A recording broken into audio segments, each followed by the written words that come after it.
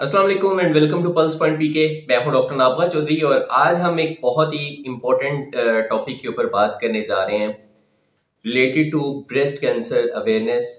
कि breast cancer जो है इसके क्या पाकिस्तान के अंदर स्टैटिस्टिक्स हैं, इसकी शरह क्या है, इसके कौन से सिम्टम्स जो हैं, अगर किसी भी फीमेल के अंदर इस तरह के सिम्टम्स अपेयर होना शुरू होते हैं जिन्हें इग्नोर नहीं करना चाहिए, किस तरह इसको घर पे आप इसकी तशखीस कर सकते हैं, इसके अलावा कौन से टेस्ट होते हैं, किस तरह इलाज किया जाता है और सबसे इम्पोर्टेंट चीज़ कि इससे बचाव किस तरह मुमकिन है।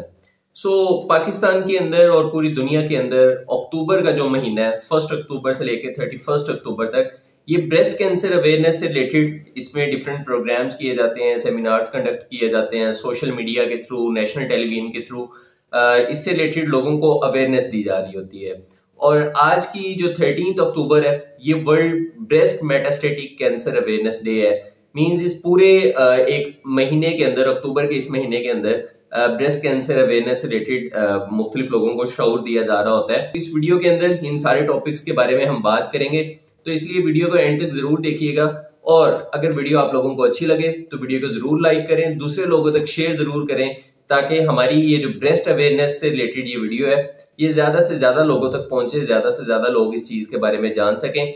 और अगर आपने अभी तक इस चैनल को सब्सक्राइब नहीं किया तो पहले चैनल को जरूर सब्सक्राइब कर लें। अगर पाकिस्तान के अंदर हम इसके स्टैटिस्टिक्स की बात करें तो पाकिस्तान में हर साल मतलब सालाना हजारों फीमेल्स इस बीमारी का शिकार हो जाती हैं और हजारों फीमेल्स के अंदर मेजॉरिटी कह लें कि इस तरह की पेशेंट्स की होती है, इस तरह की खवातीन की होती है जिन्हें अपनी बीमारी का इब्तदाई स्टेजेस के ऊपर बिल्कुल पता नहीं चलता, या वो खामोश रहती हैं, उस चीज को इग्नोर करती हैं, या उनके अंदर अवेयरनेस की कमी होती है।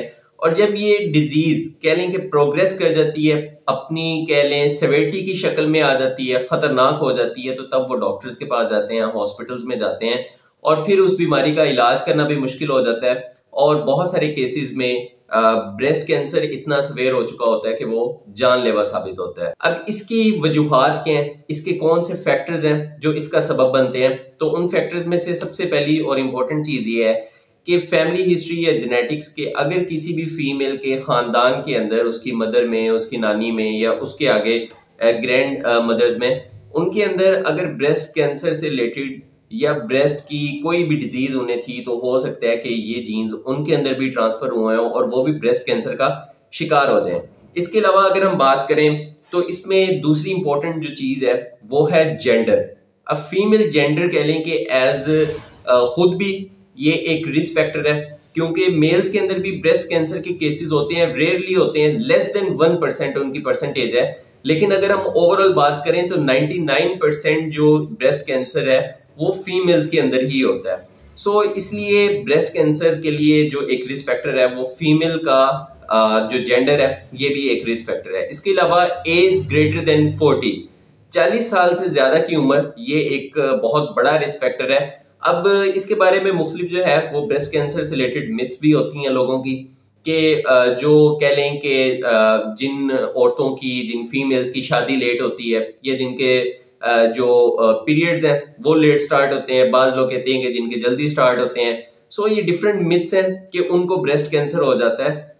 इसके अंदर सबसे इंपॉर्टेंट ये चीज है कि इसके अंदर 15 साल की भी फीमेल है उनको भी ब्रेस्ट कैंसर हो सकता है, 20 साल, 25 साल, इवन 50+ फीमेल्स भी हैं जिनको ब्रेस्ट कैंसर हो जाता है। फीमेल जेंडर और एज ये बहुत ज्यादा इंपॉर्टेंट है। एज किसी भी एज में हो सकता है, लेकिन ग्रेटर देन अगर 40 है, कि अगर आपकी उम्र 40 साल से ज्यादा है तो ये एक बहुत बड़ा रिस्क फैक्टर है। अब इसके अलावा कुछ हार्मोनल चेंजेस हैं, जिस तरह के एस्ट्रोजन के लेवल्स अगर कंटिन्यूसली रेज्ड रहना शुरू हो जाते हैं, ज्यादा होना शुरू हो जाते हैं, तो ये क्या करता है, एस्ट्रोजन ये आपके जो ब्रेस्ट के टिश्यूज होते हैं ये उनकी डेवलपमेंट करवा रहा होता है। अब जब इसके लेवल्स मुसलसल ज्यादा रहना शुरू होते हैं तो ये भी एक रिस्क फैक्टर बन जाता है कि ये ब्रेस्ट के टिश्यूज के अंदर, सेल्स के अंदर ऐसी चेंजेस कर देता है और वो सेल्स मल्टीप्लाई होके अपनी तादाद में इजाफा कर देते हैं और एक कैंसर वाले खुलिये की, कैंसर वाले सेल की शक्ल इख्तियार कर लेते हैं। इसके अलावा कुछ लाइफस्टाइल फैक्टर्स हैं वो बहुत ज्यादा इंपॉर्टेंट रोल प्ले करते हैं, as a risk factor role play करते हैं ब्रेस्ट कैंसर के अंदर, जिसके अंदर आपके आ जाता है कि आपकी बैलेंस डाइट ना होना, एक्सरसाइज ना करना, मोटापे का शिकार हो जाना, स्मोकिंग, अल्कोहलिज्म, इस तरह की ये डिफरेंट लाइफस्टाइल से रिलेटेड रिस्क फैक्टर्स हैं। इसके अलावा अगर बात करें तो रेडिएशन एक्सपोजर, कि किसी कोई ऐसा काम कर रहा है जिसमें रेडिएशन का बहुत ज़्यादा एक्सपोजर है, जिस तरह के एक्सरेज की रेज हो गई इस तरह की। सो ये रेडिएशन की जो एक्सपोजर है, इसके अलावा कुछ इंडस्ट्रियल केमिकल्स जिस तरह के बेंजीन और फॉर्मल्डिहाइड, ये डिफरेंट केमिकल्स हैं जो कि इसका रिस्क फैक्टर बनते हैं। इसके अलावा अगर इसके बाद आते हैं एक इम्पॉर्टेंट चीज़ के ऊपर कि इसकी इलामात क्या है, इसके सिम्टम्स क्या हैं। अब अगर इसके हम सिम्टम्स की बात करते हैं तो कुछ इंपॉर्टेंट सिम्टम्स हैं जो आप लोगों को कभी भी उन्हें इग्नोर नहीं करना चाहिए, नज़रअंदाज नहीं करना चाहिए। सबसे पहले ये कि आपको अगर आपकी छाती के अंदर या बगल के अंदर कोई भी गिल्टी नज़र आती है, कोई भी रसोली नज़र आती है कि नहाते हुए या किसी भी तरह आपको महसूस हो जाती है कि आपके चेस्ट के अंदर कोई गिल्टी है, तो इसको कभी इग्नोर नहीं करना है, क्योंकि गिल्टी ये कैंसरस भी हो सकती है और नॉन कैंसरस भी। इसलिए डॉक्टर से रजू आपका या अस्पताल से रजू आपका बहुत ज़्यादा इंपॉर्टेंट है। सेकंड चीज़ ये है कि अगर ब्रेस्ट की जो स्किन है उसके ऊपर चेंजेस आना शुरू हो जाएं, कि वो कह लें कि उसकी स्किन कलर चेंज होना शुरू हो जाए, या जिस तरह आपने देखा होगा कि माल्टा जो ऑरेंज होता है उसकी जो स्किन होती है कि उसके ऊपर छोटे छोटे पोर्स भी होते हैं, थोड़ी सी हार्ड स्किन होती है वो। अगर आपको अपने ब्रेस्ट की स्किन के अंदर इस तरह की चेंजेस नजर आए तो भी उन्हें इग्नोर ना करें। अगर वो फीमेल्स जो ब्रेस्ट फीडिंग करवाती हैं या इवन जो अनमैरिड है, अगर ब्रेस्ट में मिल्क के अलावा कोई डिस्चार्ज आ रहा है, पस आ रही है, पीप या रेशा जिसे कहा जाता है, या इसके अलावा अगर ब्लड आ रहा है, सो ये बड़ी एक कंसर्निंग चीज़ है। फौरी जाएं अपने डॉक्टर को चेक करवाएं, या अपने किसी भी करीबी अस्पताल में जाके आप अपनी डॉक्टर को तशखीस करवाना इसकी बहुत ज़्यादा ज़रूरी है। और इसके अलावा अगर एक लास्ट चीज़ की बात करें वो ये है कि अगर ब्रेस्ट की सिमेट्री का कोई प्रॉब्लम है, कि मतलब एक ब्रेस्ट जो है वो आपको नॉर्मल दिखाई दे रहा है, लेकिन दूसरा जो ब्रेस्ट या इवन निपल उसकी सिमेट्री के अंदर भी कुछ चेंजेस आना शुरू हो जाए, कि मतलब एक छोटा है, एक का साइज जो है वो बढ़ रहा है, मुसलसल बढ़ रहा है। सो ये इसके डिफरेंट कुछ इस तरह के सिम्टम्स हैं जिन्हें आप लोगों को इग्नोर नहीं करना चाहिए। और मैं ये बार बार रिपीट इसलिए कर रहा हूँ क्योंकि ये सिर्फ इसके कुछ सिम्टम्स होते हैं जो कि बाद में एक जानलेवा बीमारी साबित हो जाते हैं। अगर कोई फीमेल है उनके लिए ज़रूरी है कि वो महीने में एक दफ़ा अपनी स्क्रीनिंग घर पे खुद ज़रूर करें। अब घर पे किस तरह की जा सकती है कि आप किसी भी मिरर के आगे खड़ी हो जाएं, आप लोगों को दोनों हाथ ऊपर करने हैं। ऊपर करने के बाद एक इंपॉर्टेंट चीज़ कि आप लोगों को सबसे पहले मिरर के अंदर अपने ब्रेस्ट के कलर को देखना है कि उसके अंदर कोई स्किन चेंजेस तो नहीं है, कोई और इस तरह का कोई निपल डिस्चार्ज, निपल को आप लोगों ने अच्छे तरह से देखना है। और उसके बाद जो है वो ब्रेस्ट को आपने चेक करना है। अब चेक करना मोस्टली लोग ये गलती करते हैं जो कर भी रहे होते हैं कि वो उसको इस तरह से पकड़ते हैं गिल्टी को।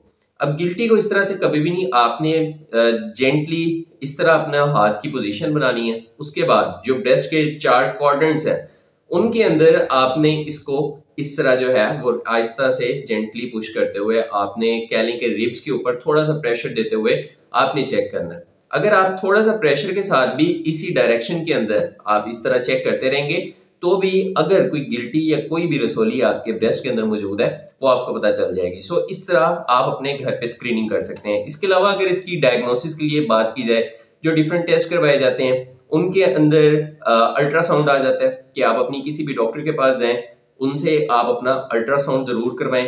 और जो 40+ फीमेल्स हैं वो साल में एक दफा या आफ्टर 6 मंथ्स मीन साल में 2 दफा वो मेमोग्राफी जरूर करवाएं। अब मेमोग्राफी कोई इतना खतरनाक टेस्ट नहीं है, इसमें सिर्फ आपके जो छाती होती है उसका एक एक्सरे किया जाता है, इसमें कोई दर्द नहीं होता, कोई इंजेक्शन, कोई टीका, कोई सुई वगैरह नहीं लगाई जाती। इसके अलावा अगर मेमोग्राफी के अंदर कोई इस तरह की फाइंडिंग मिलती है तो डॉक्टर जो है वो उसकी बायोप्सी करते हैं, जिसमें एक सिरिंज के जरिए वो जो खुलिया होता है या जो गिल्टी होती है उसका सैंपल ले लिया जाता है, उसको माइक्रोस्कोप के अंदर चेक किया जाता है कि उसके अंदर जो खुलिया मौजूद हैं, जो सेल्स मौजूद हैं, वो कैंसरस हैं या नॉन कैंसरस हैं, मतलब वो कैंसर वाली रसोली है या दूसरी कोई और तरह की रसोली हो सकती है।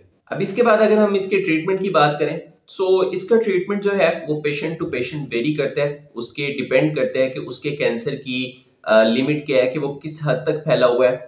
अर्ली स्टेजेस में है तो उसको और तरीके से मैनेज किया जाता है, अगर वो डिजीज एडवांस फॉर्म में चली गई है तो उसको और तरीके से किया जाता है ट्रीट। सो इसके डिफरेंट है, जिसके अंदर सर्जरी भी की जा सकती है कि वो जो टिश्यू है उसको निकाला जा सकता है, पूरे का पूरा ब्रेस्ट जो है उसको भी रिमूव किया जा सकता है। इसके अलावा शुआओं के जरिए भी उसका इलाज किया जाता है, मुख्तलिफ दवाइयों के जरिए उसका इलाज किया जाता है जिसे रेडियोथेरेपी और कीमोथेरेपी कहा जाता है। और इसके अलावा हार्मोनल थेरेपी भी जो है वो इसके ट्रीटमेंट के अंदर इंक्लूडेड होती है। सो इसका ट्रीटमेंट डिपेंड करता है ओवरऑल डिजीज के ऊपर कि डिजीज की सिवियरिटी क्या है, उसकी स्टेज क्या है। सो आप लोगों के लिए जो एक इम्पोर्टेंट चीज है वो ये है कि आप लोगों को इसकी प्रिवेंशन करनी चाहिए। अब जो फॉर एग्जांपल कि कह लें कि नॉन मॉडिफाइबल रिस्क फैक्टर्स हैं, जिस तरह के एज, इसको आप मॉडिफाई नहीं कर सकते, जेंडर आप इसको मॉडिफाई नहीं कर सकते, जीन्स इनको आप मॉडिफाई नहीं कर सकते। सो इसके अलावा जो मॉडिफाइबल रिस्क फैक्टर्स हैं जिनके अंदर आपके लाइफस्टाइल आ जाता है कि अगर आप मोटापे का शिकार है, अपना वजन कम करें, अपनी डाइट बैलेंस लें, स्मोकिंग, अल्कोहल, इनको आप लोगों को अवॉइड करना चाहिए। अगर कोई इस तरह का काम कर रहा है कि जिस तरह उसका रेडिएशन एक्सपोजर हो, कि फॉर एग्जांपल जिस तरह के हमारे एक्सरे टेक्नीशियंस हो गए या और इस तरह जो डिफरेंट टाइप की रेडिएशन से जिनका एक्सपोजर रहता है, सो उसके लिए वो गाउन वेयर करें और रेडिएशन से बचें।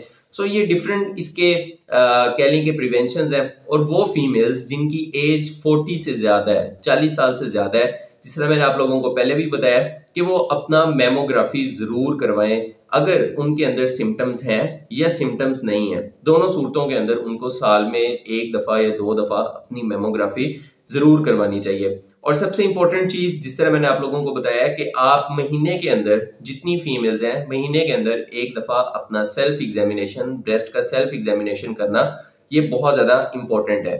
अगर आप अपना कह लें कि सेल्फ एग्जामिनेशन करती हैं, अगर आपको इस तरह की कोई भी चेंजेस, कोई भी सिम्टम्स आपको अपेयर होना शुरू होते हैं, सो फौरी तौर पे आप अपने डॉक्टर से रजू करें, ताकि अगर इस डिजीज को अर्ली स्टेज पे अगर इसको डिटेक्ट कर लिया जाए, इसको पकड़ लिया जाए, सो ये कह लें कि आपकी जान, जो बहुत सारे केसेस के अंदर पेशेंट्स की डेथ्स हो जाती हैं, आप उस हद तक नहीं पहुंच सकते और अर्ली स्टेजेस के अंदर आप अपने ट्रीटमेंट करके रिकवर हो जाते हैं। और बहुत सारे इस तरह के पेशेंट्स होते हैं जो अपने ब्रेस्ट कैंसर से होके अपनी एक नॉर्मल जिंदगी गुजार रहे होते हैं। सो इसके अलावा एक और चीज मैं आपको बताता चलूं कि ये जो ब्रेस्ट कैंसर है, ये एक जगह से दूसरी जगह भी फैल सकता है, जिसे मेटास्टेसिस कहा जाता है। सो ये ब्लड के थ्रू या लिम्फेटिक्स के थ्रू आपके फेफड़ों में जा सकता है, आपके जिगर के अंदर जा सकता है, आपकी हड्डियों के अंदर जा सकता है। सो इस हद तक पहुंचने से पहले पहले आप अर्ली स्टेज पे अपने आप का